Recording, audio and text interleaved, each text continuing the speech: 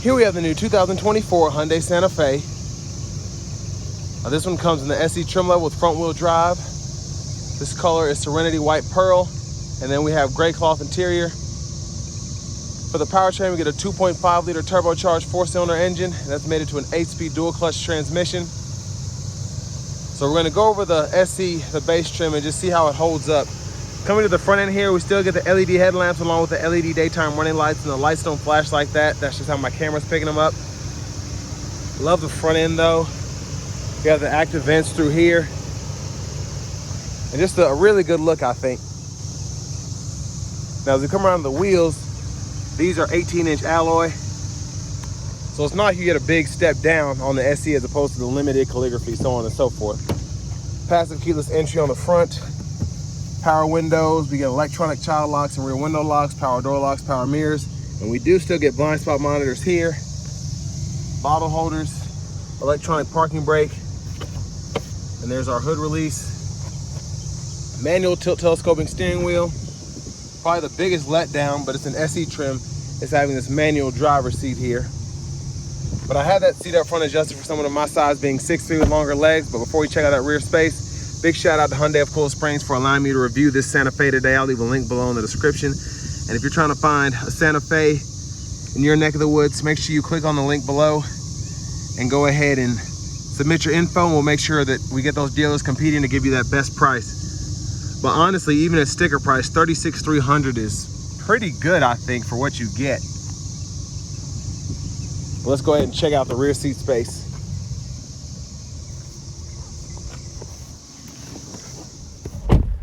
So pretty good legroom back here. Seat back pockets are on both sides.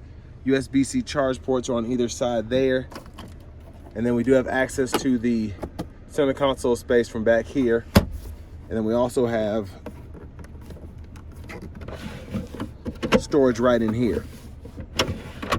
So pretty good considering this is the base model. LED dome lights for the back. Nice hanger hook there to hang a shirt or whatever. And then we can also recline the seat quite a bit. And then even with the seat fully extended, even better room than I already had. So that's pretty impressive there. Now you get a little bit more space when you recline it. But I like this configuration too because you can maximize your seating with 7 passengers. Bottle holders in the middle there. And there's that third row. You know what, I'm gonna try and get back there. So what we can do is hit this button here, and that kind of puts it into third row mode, and then pushes this seat up. Come back here, and you can even recline it as well. But I mean, pretty good space back here. It's hard to really get it where it's supposed to be, but I can fit back here. The floor is just a little high up where the seat's lower, so it's not the best space. I'm kind of crunched back here, but again, this is the third row. This is meant mostly for the kids, but top tethers are right there in the back of the seat. And I like how it's configured for the most part. And I like that I'm able to just push that up to get out. The hard part is me being taller. As you can see, the opening's not as big because the floor is higher up, but no surprises there. Fuel cap. As we come around to the back end, we do get LED tail lamps as well, which is nice to have on this base trim level. And again, they don't flash like that. That's just how the camera's picking it up, even though it looks pretty cool. Exhaust there, spare underneath.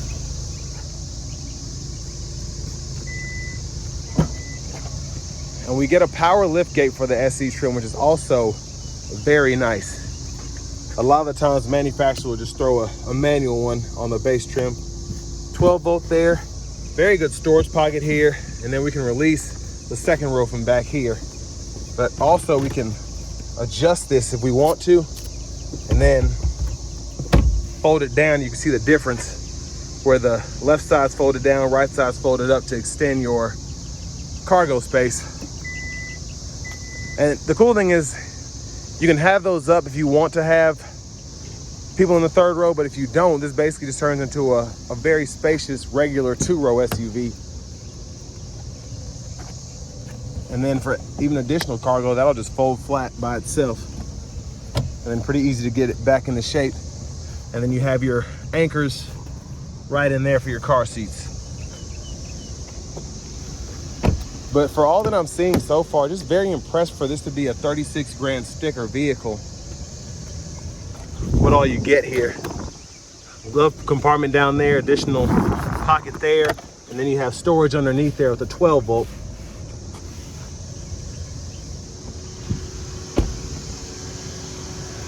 Coming back around to the front here, there's that 2.5 turbo 4. But let's go ahead and hop in the driver's seat.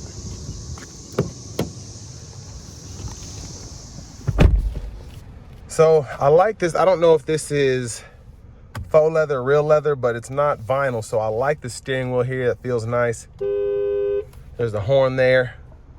Now over here to this screen for audio, we just get AM, FM, XM, and then we also have Bluetooth along with wireless CarPlay, wireless Android Auto compatibility, which is impressive to get on this SE again. And then we just have a few settings in here. Nothing crazy because we don't have the navigation built in. What's cool is you can hit this, and when you hit the map, it'll try and pull it up through your Bluetooth device there. And then your general settings, if you want to come in here and change your units, you can do that. If you want to change your date and time, your language, you can do that as well.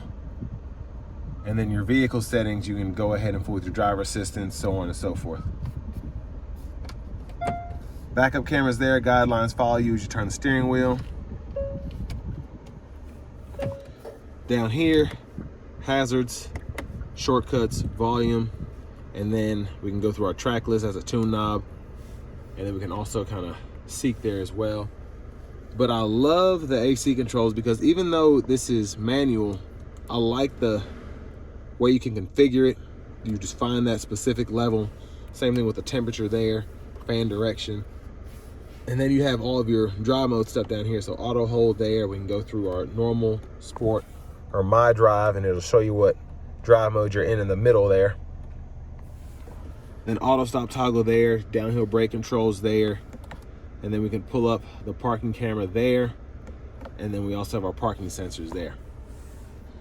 Now USB-C charge ports are here, and then this is pretty much storage. We don't have the included wireless charging pad here, I don't believe. And then bottle holders are here, center console cubby space. So pretty good size there. And then you have this removable tray, and you have kind of a hidden compartment deep down in there. There's a look at the back seat from up here. And then over here, we have our LED dome lights again. And then a drop down vanity mirror there. So pretty impressed again with just all that I'm seeing here.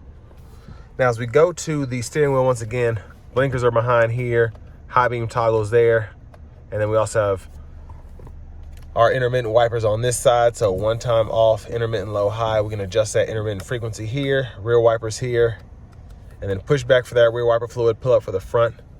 Paddle shifters are behind the steering wheel. And we'll start over here. We have a favorites button here, a favorites button there, Bluetooth button, voice recognition. We can go through our audio sources here, go through our track list or radio station presets there, and then we can toggle volume, click there to mute. Now over here, this is where all of our smart cruise stuff is. So we get that standard smart cruise there, which is nice. We can adjust the gap for that, lane centering's there, and then this, as well as the scroll bar, is for the center stack, or the gauge cluster there in the middle, and then we can toggle our speeds for that cruise there. I forgot that. But here we can go through our sub-menus, tire pressure monitors, all of that. And then when applicable, I can scroll down, again, using that scroll bar. Now for the shifter, you just pull this down for reverse, pull up for drive, kind of tap down for neutral, and then press the side there for park. Push button starts here. And finally, here's the key fob with remote start. So again, pretty loaded out for this to be a basic trim.